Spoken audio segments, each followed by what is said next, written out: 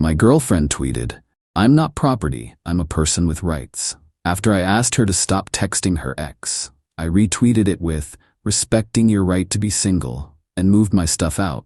She showed up at my new place crying that I'd taken it too far. I, 28 male, have been with Olivia for about 2 years, moved in together 8 months ago. Everything was pretty solid until about 3 months ago when her ex Jesse started popping up in her notifications. At first, it was just occasional likes on her posts. Then came the DMs. I'm not the jealous type, but when your girlfriend's phone is constantly lighting up at 11 p.m. with messages from her ex, you notice. I brought it up casually one night. "Hey, Jesse's been texting you a lot lately. Everything okay?" She got defensive immediately. "We're just friends. We ended on good terms." Cool. I get it. I have exes I'm cordial with too. But this wasn't cordial. This was daily conversations, inside jokes, and him sending her memes at 2 a.m. The breaking point came last Tuesday. We were watching Netflix when her phone buzzed. She grabbed it quickly, but I saw the notification preview. "Can't stop thinking about that night we..." She saw me see it. Instead of explaining, she clutched her phone to her chest and said, "You don't own me." I asked her one simple thing. "Can you please stop texting your ex? It's making me uncomfortable, especially these late-night messages." Her response? She stormed off to the bedroom, and 20 minutes later, I see a notification that she's tweeted. I check Twitter, and there it is. "I'm not property. I'm a person with rights. No one gets to control who I talk to. My body, my choice, feminism, toxic masculinity." 67 likes, 23 retweets. Her friends in the comments calling me controlling and saying she deserves better. I sat there for maybe 5 minutes, just staring at my phone. Then I quote tweeted her post, "Respecting your right to be single." And that's exactly what I did. Update 1. Holy crap, this blew up. Thanks for all the support. Some of you asked for an update, so here we go. After I posted that tweet, I didn't wait around for the drama. I called my buddy Sean, who has a spare room, and asked if I could crash for a few days. He didn't even ask questions, just said, "Come through." I packed the essentials while Olivia was still in the bedroom subtweeting about men who can't handle independent women. Took me maybe 30 minutes to grab my clothes, laptop, PS5, and the important documents. Left my key on the counter with a note. "Rent's paid through the end of the month. After that, it's all you." The meltdown started about 2 hours later. First came the texts. "Olivia, where are you? Are you seriously leaving over a tweet? This is so immature. We need to talk about this, like adults." Then the calls. 17 of them. I didn't answer a single one. But here's where it gets interesting. Remember how she tweeted about her rights and independence? Well, turns out she forgot that independence comes with responsibilities, like paying bills. See, I'd been handling most of our expenses. Rent, utilities, groceries, streaming services, about 70-30 split, because I make more. Not because she couldn't afford it, but because she was saving for her art business. She sold 3 paintings in 2 years. By day 2, her tone changed. "Olivia, the electricity bill is due tomorrow. Are you going to pay it? Hello? You can't just abandon your responsibilities. This is financial abuse." I responded once, "I'm respecting your independence. You got this." Then she showed up at Sean's place. How she found out where I was, I don't know. Sean's girlfriend Hannah answered the door, took one look at Olivia's red puffy face, and called for me. Olivia was a mess. Makeup running, hair in a messy bun, wearing the same clothes from 2 days ago. "You took it too far," she sobbed. "It was just a tweet. I didn't mean it like that." "What did you mean then?" I asked. Jesse means nothing to me. You're overreacting." "Then why couldn't you just stop texting him?" Because you can't tell me what to do." "I didn't tell you what to do. I asked you to stop doing something that made me uncomfortable. You chose your ex over our relationship. I'm just respecting that choice." She tried to push past Hannah to get inside. "We need to talk. You can't just leave." "Actually, I can. I'm a person with rights, remember?" Update 2. Y'all, the entitlement has reached new heights. So after Olivia's failed attempt to storm Sean's place, she went full nuclear on social media. Posted a TikTok about how to spot a narcissist with not-so-subtle references to our relationship. Got her friends to brigade my social media with comments about how I'm abusive and controlling. But the real kicker? She changed the Netflix password, the Netflix I pay for. I simply canceled the subscription, along with Hulu, HBO Max, Disney Plus, and her gym membership that was on my credit card. You know, respecting her independence and all. The meltdown was immediate, Olivia. WTF? I was in the middle of a series. You're so petty. My trainer just texted that my membership was declined. This is actually psychotic behavior. Meanwhile, Jesse, sliding into the situation like the opportunist he is, started commenting on all her posts with supportive messages. You deserve someone who respects you, queen. His loss. Some men can't handle a strong woman. Here's the thing about Jesse that I haven't mentioned. Dude's been living with his mom for 5 years, drives a 2003 Honda Civic with a trash bag for a rear window, and his idea of a date is splitting a $5 Taco Bell box. But sure, King, shoot your shot. Then I get a text from an unknown number. It's Olivia's mom. Hi Noah, it's Gloria. I heard you and Olivia are having some troubles. She's staying with me now, and I wanted to talk to you about being the bigger person here. Relationships require compromise. Maybe you could apologize for overreacting, and you two can work this out? She's been crying for days. I responded politely. Hi Gloria, I appreciate your concern, but Olivia made her choice clear. I'm not interested in reconciling with someone who publicly disrespects our relationship. Hope you're both well. Gloria, but she didn't mean it. You know how she gets. And honestly, between you and me, she can't afford that apartment on her own.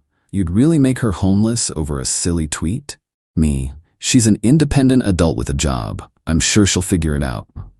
Then came the guilt trips from Olivia's friend group. Her bestie Catherine called me crying about how I'm ruining Olivia's life and how she's never seen her this broken. She made one mistake, Catherine wailed. You're really going to throw away 2 years over this? She made a choice, I said. She chose her ex and her independence over our relationship. I'm just respecting that choice. But she didn't mean it that way. Then maybe she should have thought before she tweeted. The apartment situation is where things got really spicy. Our lease is in both our names, but I've been paying most of the rent. I contacted the landlord, explained the situation, and offered to either take over the lease solo or break it and pay the penalty. He was cool about it. Apparently, Olivia had been a nightmare tenant when she lived there before I moved in. Always late with rent, noise complaints, the works. He agreed to let me break the lease with 30 days notice. I'd lose the security deposit, but honestly, small price to pay for freedom. I texted Olivia the news, FYI, gave notice to the landlord. You have 30 days to find a new place. I already found a studio downtown. Good luck. The response was, unhinged. Olivia, you can't do this. My name is on the lease too. This is illegal. I'm calling a lawyer. Jesse says you can't just kick me out. I'll sue you for emotional distress. I'm not kicking you out. I'm moving out and ending the lease, which I have every right to do. You're welcome to talk to the landlord about getting a new lease in your name only. Radio silence for 2 hours. Then, he wants first month, last month, and security deposit. That's $4,500. I don't have that. You know I don't have that. Please don't do this. I'm sorry, okay? Is that what you want to hear? I'll block Jesse. The fake apology was cute, but I'd already signed the lease for my new place. A nice studio with a view, in-unit laundry, and gym in the building. Rent's actually less than what I was paying for half of our place. Funny how that works. Update 3. Final. Last update because I'm ready to close this chapter. So Olivia had to move back in with her mom, but not before one last attempt at manipulation. She convinced Catherine to text me, asking if I'd meet Olivia at a coffee shop to get closure. Said Olivia just wanted to apologize properly and return some of my stuff. Against my better judgment, I agreed. Brought Sean with me though. Wasn't about to walk into an ambush alone. Olivia showed up looking like she'd stepped out of a magazine. Full makeup, new dress, perfume I'd bought her for her birthday. She had a small box of my things, some books, a watch I'd left behind, a couple of t-shirts. Hi, she said softly. Thanks for meeting me. I just nodded. She launched into this speech about how she'd been doing a lot of thinking and realized her mistakes. How Jesse meant nothing and she'd blocked him on everything. How she was willing to work on herself if I'd give her another chance. I even started therapy, she said, eyes welling up. I know I messed up, but we were so good together. Remember our trip to Miami? Remember how you said I was your person? I did remember. I also remembered her tweeting that I was toxic for asking her to stop texting her ex. Olivia, I appreciate the apology, but I've moved on. I hope you find what you're looking for. That's when the mask slipped. Moved on? Her voice went sharp. It's been 2 weeks. You already found someone else, didn't you? Who is she? There's no one else. I'm just focusing on myself. Bullshit. Men don't leave unless they have someone lined up. She stood up, knocking over her coffee. You've probably been cheating this whole time. That's why you were so paranoid about Jesse. Sean stepped in. Yo, we're done here. But Olivia wasn't finished. She grabbed the box of my stuff and dumped it on the floor. You know what? Keep your shut. I hope she cheats on you like you cheated on me. The whole coffee shop was staring. The barista looked ready to call security. Olivia, I said calmly, gathering my things off the floor. This right here is why we're done. You can't even apologize without making it about you. She started ugly crying. You ruined my life. I'm living with my mother because of you. I'm 28 years old, living in my childhood bedroom. No, you're living with your mother because you chose tweeting about your rights over having an adult conversation about boundaries. You're living with your mother because you thought you could have your ex and me too. That's on you. We left her there, mascara running, screaming about how I'd regret this. Plot twist. Jessie hit me up on Instagram that night. Bro, I just wanted to say I had no idea she had a boyfriend. She told me you guys broke up months ago. I'm not that type of dude. My bad. I thanked him for reaching out. Turns out Olivia had been telling him we were basically roommates and growing apart. He blocked her after finding out the truth from her TikTok rants. It's been a month now. I'm settled in my new place. Got a promotion at work. Turns out not having relationship drama improves your focus. Who knew? Started hitting the gym, Sean recommended. Even went on a couple casual dates, though I'm not rushing into anything. Olivia still posts subliminal messages on Twitter. Lots of quotes about knowing your worth and men who can't handle independent women. Her mom unfriended me on Facebook, but not before sending one last message about how I broke her baby's heart. The funniest part? Remember that art business she was saving for? She started a GoFundMe to rebuild her life after financial abuse. Raised $73, mostly from her mom and Catherine. Some of y'all said I was too harsh. Maybe. But here's the thing. I didn't ask for much. I asked my girlfriend to stop texting her ex at 2 a.m. Instead of having an adult conversation, she put me on blast on social media and called me toxic. She had every right to keep talking to him, and I had every right to leave. I'm not property either, I'm a person with standards. Thanks for following along on this wild ride, Reddit. I'm gonna go enjoy my drama-free life now. Edit, no, I'm not taking her back. Yes, I'm in therapy. Started before the breakup actually. Best decision ever. And to the person who found Olivia's TikTok and linked it, please don't harass her. She's dealing with the consequences of her choices. Let's leave it at that.